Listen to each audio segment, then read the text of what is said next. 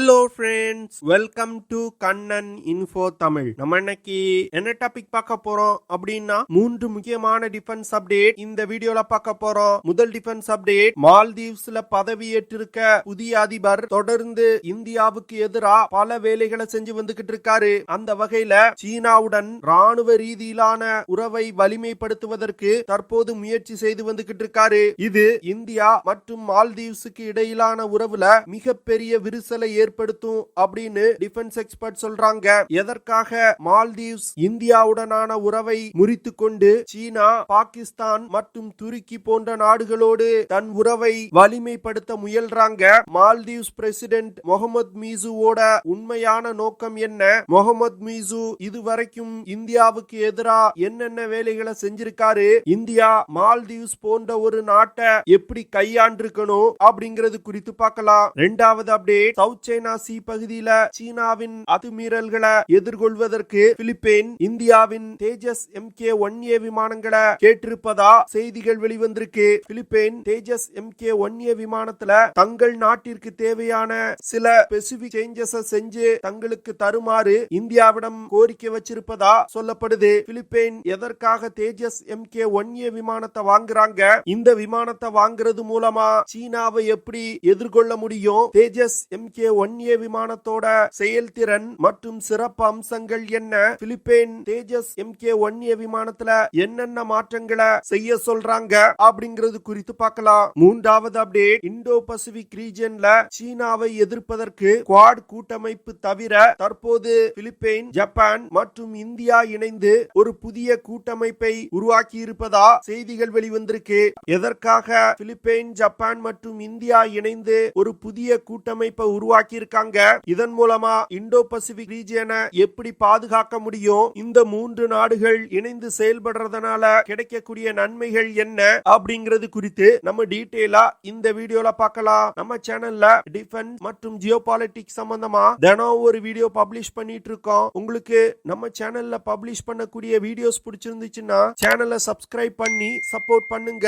நீங்க பண்ற ஒவ்வொரு சப்ஸ்கிரிப்ஷனும் எனக்கு அடுத்தடுத்த வீடியோஸ் போடுறதுக்கு ஒரு மோட்டிவேஷனா இருக்கும். மால்தீவ்ஸ்ல சீனாவுக்கு ஆதரவா செயல்படக்கூடிய முகமது மீசு பதவி ஏற்றதிலிருந்து இந்தியாவுக்கு எதிராக தொடர்ந்து பல வேலைகளை செஞ்சு வந்துகிட்டு இருக்காரு. குறிப்பா எப்பொழுதுமே மால்தீவ்ஸ்ல ஒரு புதிய அதிபர் பதவி ஏற்றாருன்னா அவர்களுடைய முதல் சுற்றுப்பயணமா இந்தியாவுக்கு தான் வருவாங்க.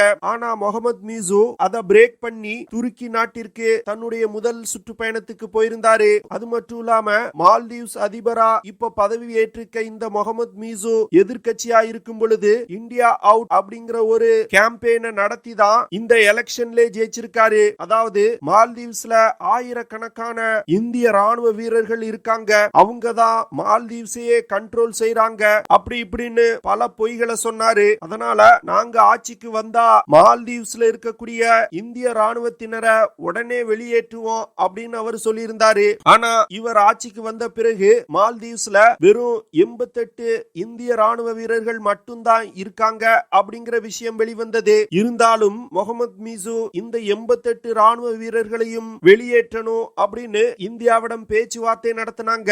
இந்தியா என்ன சொன்னாங்கன்னா, இந்த 88 ராணுவ வீரர்களும் இந்தியா மால்தீவ்ஸுக்கு கிஃப்டா கொடுத்திருக்க லைட் யூட்டிலிட்டி ஹெலிகாப்டர்களை இயக்குவதற்கும் ஹெலிகாப்டர்களை மெயின்டைன் செய்வதற்கும் தான் இருக்காங்க அப்படின்னு சொன்னாங்க. ஆனா மால்தீவ்ஸ் அதை கேட்காம இந்திய ராணுவத்தினர் எங்க நாட்டுல இருக்க கூடாது அப்படின்னு சொன்னாங்க. இதனை தொடர்ந்து இந்தியா ராணுவ வீரர்கள் இல்லாம சாதாரண சிவிலியன்கள் எங்களோட ஹெலிகாப்டர்களை இயக்குவாங்க. மே 10ஆம் தேதிக்குள்ள எங்களோட ராணுவ வீரர்களை திரும்பி பெற்றுக் கொள்றோம் அப்படின்னு சொல்லியிருந்தாங்க. மால்தீவ்ஸ்ல இருந்து இந்திய ராணுவத்தினரை 2 கட்டமா திரும்ப பெறுவதற்கு இந்தியா திட்டமிட்டு இருந்தாங்க. அதன்படி முதற்கட்டத்துல பாதி இந்திய ராணுவ வீரர்கள் மால்தீவ்ஸை விட்டு வெளிவந்துட்டாங்க. அதற்கு பதில் இந்தியாவை சேர்ந்த சிவிலியன்ஸ் ஹெலிகாப்டர்களை இயக்குவதற்கு மால்தீவ்ஸுக்கு அனுப்பி வைக்கப்பட்டாங்க. இந்த சூழ்நிலையில மால்தீவ்ஸ் நாட்டோட எதிர்க்கட்சிகள் தற்போது மால்தீவ்ஸுக்கு புதிதா வந்திருக்கவங்களும் ராணுவ வீரர்கள் தான், ஆனா அவங்க அன்யூனிஃபார்ம்ல இருக்காங்க அப்படின்னு சொன்னாங்க. ஆனா முகமது மீசு மால்தீவ்ஸ்ல இந்திய ராணுவ வீரர்கள் யூனிஃபார்ம்ல இல்லாம சிவிலியன் டிரெஸ்ல இருந்தாலும் நாங்க ராணுவ வீரர்களை வெளியேற்றுவோம் அப்படின்னு சொல்லி வந்துகிட்டு இருக்காரு. இந்த சூழ்நிலையில இந்திய ராணுவ வீரர்களை வெளியேற்று காப்பாற்றுவதில் அதிக முனைப்பு காட்டி வரும் இந்த முகமது மீசு சீனாவிடம் ரொம்ப அதிக நெருக்கம் காட்ட ஆரம்பிச்சிருக்காரு. மால்தீவ்ஸோட டிஃபென்ஸ் மினிஸ்டர் முகமது கசான் மமோன் சமீபத்துல சீனாவின் மேஜர் ஜெனரல் ஜாங் பாக்சூனை சந்தித்து ராணுவ ரீதியிலான சில ஒப்பந்தங்கள்ல கையெழுத்திட்டு இருக்காரு. அதாவது சீனா மால்தீவ்ஸுக்கு ஃப்ரீ மிலிட்டரி அசிஸ்டன்ஸ் கொடுப்பதற்கு ஒப்பந்தங்கள் கையெழுத்திடப்பட்டிருக்கு. மால்தீவ்ஸ் மற்றும் சீனாவுக்கு இடையே ராணுவ ரீதியிலான 4 ஒப்பந்தங்கள் கையெழுத்திடப்பட்டிருக்கு. இந்த ஒப்பந்தங்கள்ல என்ன விஷயங்கள் குறிப்பிடப்பட்டிருக்கு அப்படிங்கிறது இன்னும் வெளியிடப்படவில்லை. இந்த சூழ்நிலையில சீனா மால்தீவ்ஸுக்கு 12 எக்கோ ஃப்ரெண்ட்லி ஆம்புலன்ஸ் கிஃப்டா கொடுத்திருக்காங்க. இதிலிருந்து மால்தீவ்ஸ் சீனாவுடனான தன் ராணுவ உறவை அதிகப்படுத்த முயல்வது ரொம்ப தெளிவா தெரியுது. இது போன்ற நடவடிக்கைகள் வரும் காலத்துல இந்தியாவுக்கு மிகப்பெரிய பிரச்சனைகளை ஏற்படுத்துவதற்கு வாய்ப்பு இருக்கு. சமீபத்துல கூட ஜிங்யாங்ஹாங் 3 சீன உளவு கப்பலை மால்தீவ்ஸ் தன்னுடைய துறைமுகத்துல நிறுத்தி வைப்பதற்கு அனுமதி கொடுத்தாங்க. அதே வேளையில ஸ்ரீலங்கா சீனாவின் ஜிங்யாங்ஹாங் 3 உளவு கப்பலை தன்னுடைய துறைமுகத்துல நிறுத்தி வைப்பதற்கு அனுமதி கொடுக்கல. ஆனா மால்தீவ்ஸ் இந்தியாவை எதிர்த்து கொண்டு சீன கப்பலுக்கு அனுமதி கொடுத்தாங்க. இந்த ஜிங்யாங்ஹாங் 3 உளவு கப்பலை மால்தீவ்ஸ்ல நிறுத்தி வைத்துக் கொண்டு இந்தியாவின் ராணுவ தளங்களை உளவு பார்ப்பது, இந்தியாவுக்கு அருகில் உள்ள இந்திய பெருங்கடல் பகுதியில நீர்மூழ்கி கப்பல்களை இயக்குவதற்கு தேவையான டேட்டாக்களை சேகரிப்பது போன்ற விஷயங்களை சீனா செய்றாங்க. இந்த விஷயங்கள் எல்லாம் தெரிந்தும் மால்தீவ்ஸ் சீன உளவு கப்பலுக்கு அனுமதி கொடுத்திருக்காங்க. அது மட்டும் இல்லாம சமீபத்துல மால்தீவ்ஸோட எக்ஸ்க்ளூசிவ் எக்கனாமிக் ஜோன் பகுதிக்குள்ள மீன் பிடித்ததா ஒரு இந்திய மீன்பிடி படக சமீபத்துல மால்தீவ்ஸ் கடற்படை பறிமுதல் செஞ்சிருக்காங்க. எப்படி ராஜபக்சே ஸ்ரீலங்கால சீன ஆதரவோடு ஆட்சியில் இருக்கும் பொழுது தொடர்ந்து இந்திய மீனவர்கள் மீது தாக்குதல் நடத்துவது, கைது செய்வது போன்ற வேலைகளை செஞ்சாரோ அதே போன்று தற்போது மால்தீவ்ஸும் செய்ய ஆரம்பிக்கிறாங்க.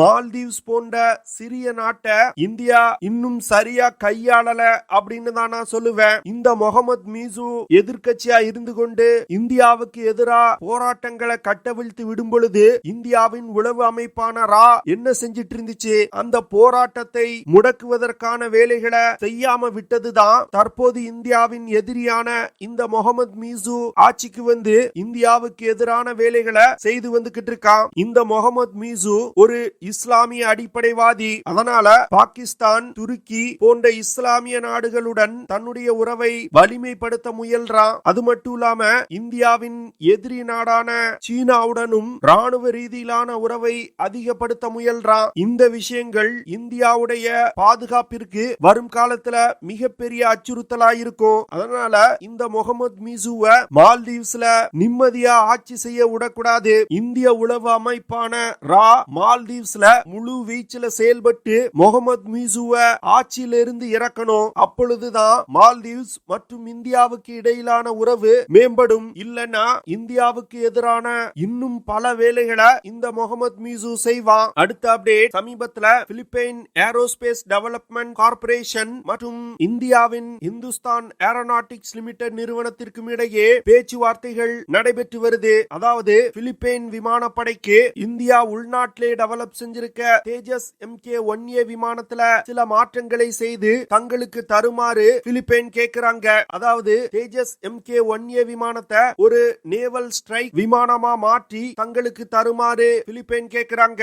ஏன்னா சவுத் சைனா சி பகுதியில சீனாவின் அத்துமீறல்களை சமாளிக்கணும்னா பிலிப்பைனுக்கு தேஜஸ் MK-1A விமானம் போன்ற ஒரு அதிநவீன விமானம் தேவைப்படுது. தற்போது பிலிப்பைன் விமானப்படையில சவுத் கொரியாவிடம் இருந்து வாங்கப்பட்ட FA-15PH லைட் அட்டாக் விமானங்கள் தான் இருக்கு. இந்த விமானங்கள் மிகவும் பழைய விமானம். அது மட்டும் இல்லாம சீனாவின் அத்துமீறல்களை எதிர்த்து நிற்பதற்கான ஆயுதங்களும் இந்த விமானத்துல கிடையாது. அதனாலதான் இந்தியாவின் தேஜஸ் MK-1A விமானத்துல தங்கள் நாட்டிற்கு தேவையான சில முக்கியமான மாற்றங்களை செய்து அந்த விமானத்தை ஒரு நேவல் ஸ்ட்ரைக் விமானமா மாற்ற பிலிப்பைன் கோரிக்கை வைக்கிறாங்க.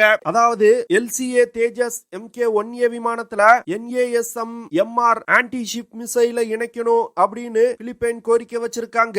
இந்த மிசைல DRDO உள்நாட்டிலே டெவலப் செஞ்சிருக்காங்க. இந்த மிசைல பயன்படுத்தி எதிரி போர் கப்பல்களை பிலிப்பைன் விமானப்படையால் தாக்கி அளிக்க முடியும். அது மட்டும் இல்லாம இந்த NASM MR மிசைல் மிசைல்னால மேரிடைம் ஸ்ட்ரைக் ஆபரேஷனை மிக துல்லியமா நடத்த முடியும். அடுத்து தேஜஸ் MK-1A விமானத்துல BrahMos NG air launch cruise மிசைலையும் இணைக்க சொல்றாங்க. இதன் மூலமா LCA தேஜஸ் MK-1A விமானத்தோட தாக்கும் திறன்ல மிகப்பெரிய முன்னேற்றம் ஏற்படும். பிரம்மோஸ் NG மிசைல 2 விதமா பயன்படுத்த முடியும். அதாவது வானில் இருந்து தரை இலக்குகளை தாக்குவதற்கும் வானில் இருந்து கடல்ல இருக்கக்கூடிய போர்க்கப்பல்களை தாக்குவதற்கும் இந்த மிசைலை பயன்படுத்த முடியும். LCA தேஜஸ் MK-1A விமானத்துல பிரம்மோஸ் NG மிசைலை இணைத்து பயன்படுத்துவது பிலிப்பைன் விமானப்படைக்கு மிகப்பெரிய பலத்தை கொடுக்கும். இதன் மூலமா சவுத் சைனா சி பகுதியில அத்துமீறல்கள்ல ஈடுபடக்கூடிய சீன கடற்படைய பிலிப்பைன் விமானப்படையால்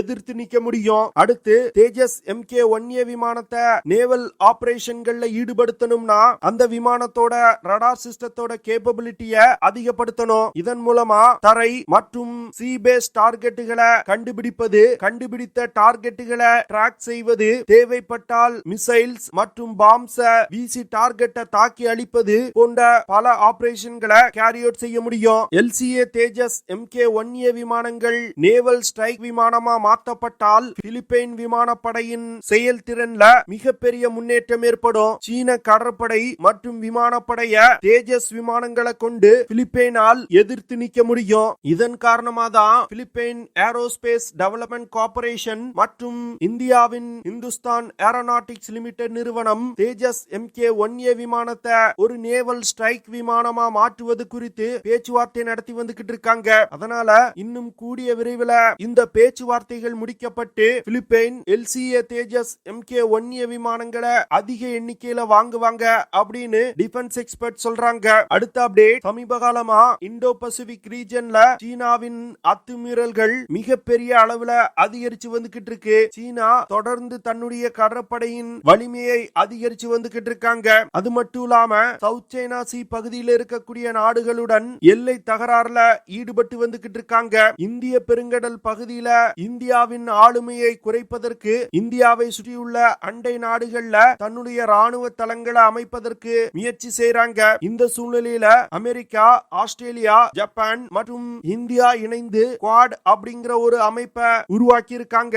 இந்த அமைப்பு ஒரு ராணுவ ரீதியிலான அமைப்பு இல்ல அப்படின்னு இந்த 4 நாடுகளும் சொன்னாலும் உண்மையில சீனாவுக்கு எதிரான அத்தனை விஷயங்களையும் இந்த குவாட் அமைப்பு இந்தோ பசிபிக் ரீஜன்ல செஞ்சு வந்துகிட்டு இருக்காங்க.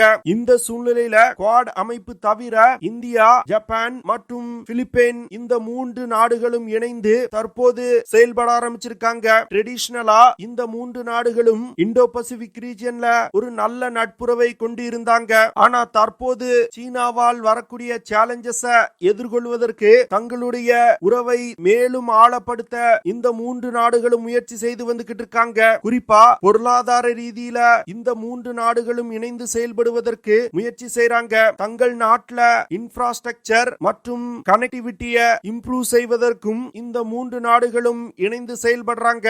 ராணுவ ரீதியிலான விஷயங்கள்லையும் இந்த 3 நாடுகளும் தற்போது இணைந்து செயல்பட ஆரம்பிச்சிருக்காங்க. சமீபத்துல கூட பிலிப்பைன் இந்தியாவிடமிருந்து பிரம்மோஸ் மிசைல்களை வாங்கியிருக்காங்க. ஜப்பான் இந்தியாவுக்கு ஆயுதம் ஏற்றுமதி செய்வதற்காக பிரத்யேகமா தங்கள் நாட்டு சட்டத்துல சில மாற்றங்களை கொண்டு வந்திருக்காங்க.